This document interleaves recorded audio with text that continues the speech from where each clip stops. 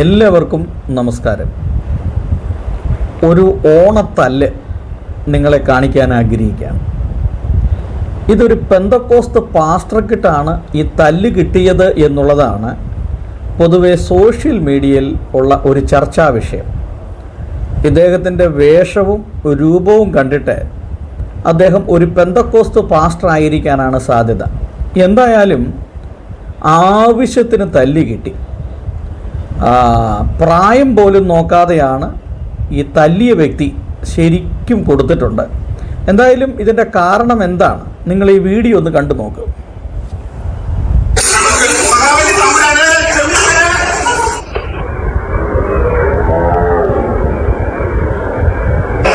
ഞാനൊരു ക്രിസ്ത്യൻ പശ്ചാത്തലത്തിൽ ജനിച്ച മനുഷ്യനാണ്. പക്ഷെ കേരളത്തിലെ ദേശീയ ഉത്സവമായ ഓണം സമ്പൽ സമൃദ്ധിയായി എല്ലാവരും ആഘോഷിക്കുന്നതാണ്.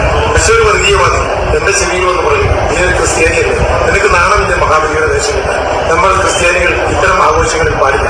ഇതുപോലെ പല മതങ്ങളും അവരുടെ മതത്തിന് വേണ്ടി ഇത്തരം വർഗീയത പ്രചരിപ്പിക്കുന്നു. അത്തരത്തിലൊരുത്തനെ എന്റെ കയ്യിൽ കിട്ടിയപ്പോൾ അവരെന്റെ ചെവിയിൽ പറഞ്ഞു എടുത്തിട്ട് പെരുമാറി. അപ്പൊ സ്വന്തം ആ ചോദ്യം തന്നെയാണ്.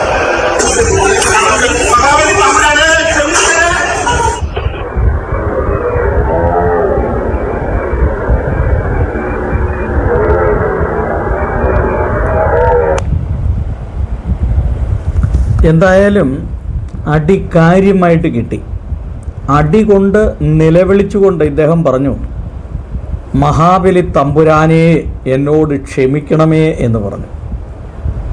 അപ്പോൾ ഈ തല്ല് കൊടുത്തതുമായി ബന്ധപ്പെട്ടും തല്ല് കിട്ടിയതുമായി ബന്ധപ്പെട്ടൊക്കെ പല കമൻറ്റുകളാണ് എഴുതുന്നത്. ചില ആളുകൾ എഴുതിയിരിക്കുന്നു, തൻ്റെ അപ്പൻ്റെ പ്രായമുള്ള ഒരാളെ ഇതുപോലെ എടുത്തിട്ട് തല്ലാമോ എന്നുള്ളതാണ് ചില ആളുകൾ ചോദിക്കുന്നത്. ഈ ഓണം എന്ന് പറയുന്നത് കേരളത്തിൻ്റെ ഒരു ദേശീയ ഉത്സവമാണ്.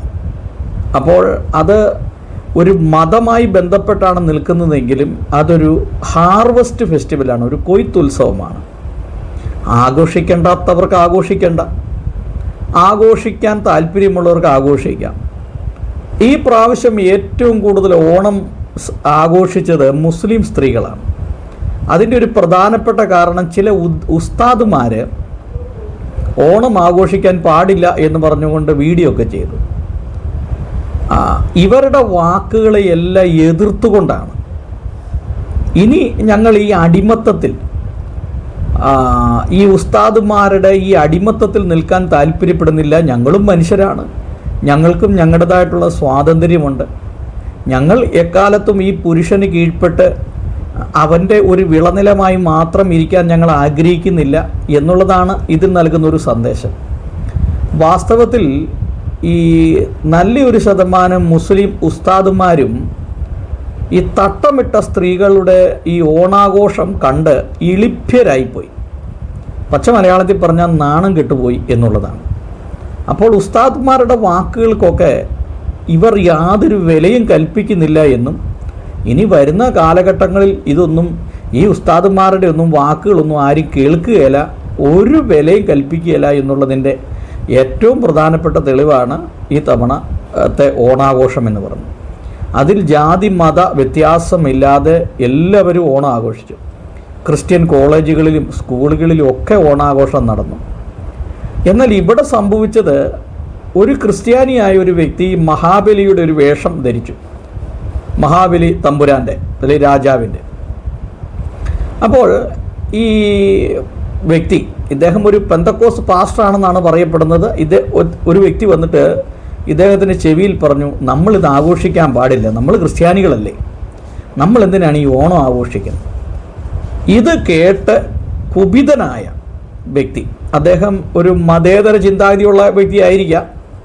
സമൂഹത്തിൽ മതങ്ങൾ തമ്മിൽ പരസ്പരം കലഹിക്കേണ്ട, അവർ ഒന്നിച്ച് മുമ്പോട്ട് പോകട്ടെ എന്ന് ചിന്തിക്കുന്ന വ്യക്തിയായിരിക്കും. എന്തായാലും എടുത്തിട്ട് ഇടിച്ച് നാശമാക്കി. ഈ തല്ലുകൊണ്ട വ്യക്തി ആശുപത്രിയിലാണോ അതോ എന്താണ് ഇദ്ദേഹത്തിന് സംഭവിച്ചതെന്ന് പിന്നീട് അറിയില്ല.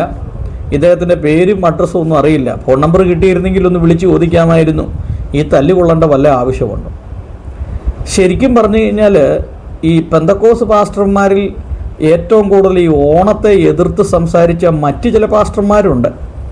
അവർ സേഫ് സോണിൽ നിൽക്കുകയാണ്, അവർ വിദേശ രാജ്യങ്ങളിലൊക്കെയാണ്.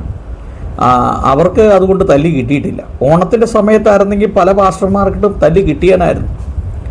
ഞാനീ പറഞ്ഞു വരുന്നത് ഓണം ആഘോഷിക്കേണ്ടവർക്ക് ആഘോഷിക്കൂ, ആഘോഷിക്കാതിരിക്കുകയോ ഒക്കെ ചെയ്യാം. എല്ലാവർക്കും അവരുടെ സ്വാതന്ത്ര്യമുണ്ട്. ഓണം ആഘോഷിക്കേണ്ടവൻ ആഘോഷിക്കാം, ആഘോഷിക്കേണ്ടാത്തവൻ ആഘോഷിക്കേണ്ട. പക്ഷേ നമ്മൾ മറ്റൊരു മതത്തിൻ്റെ ഒരാചാര അനുഷ്ഠാനങ്ങളെ പൊതുവിൽ വിമർശിക്കുന്നത് ശരിയായൊരു നടപടിയല്ല. പൊതുവെ സ്റ്റഡി ക്ലാസ്സുകളിലൊക്കെ മറ്റു മതങ്ങൾ തമ്മിലുള്ള താരതമ്യ പഠനങ്ങളൊക്കെ നമ്മൾ മുമ്പോട്ട് വയ്ക്കും. ഇപ്പോൾ ഒരു അടച്ചിട്ട മുറിയിൽ ക്രിസ്ത്യാനികളായിട്ടുള്ളവർ ആളുകൾ മാത്രം ഇരിക്കുമ്പോൾ നമ്മളും അതായത് ക്രൈസ്തവ വിശ്വാസവും ഇസ്ലാം വിശ്വാസവും തമ്മിലുള്ള വ്യത്യാസം എന്താണെന്നൊക്കെ നമ്മൾ പഠിപ്പിക്കാറുണ്ട്. അത് തിരിച്ചും പഠിപ്പിക്കാറുണ്ട്. പക്ഷേ ഒരു ഓപ്പൺ സ്റ്റേജിൽ പ്രത്യേകിച്ച് കേരള ഗവൺമെൻറ് സപ്പോർട്ട് ചെയ്യുന്ന ഒരു പ്രോഗ്രാമായിരുന്നു ഓണം പ്രോഗ്രാം.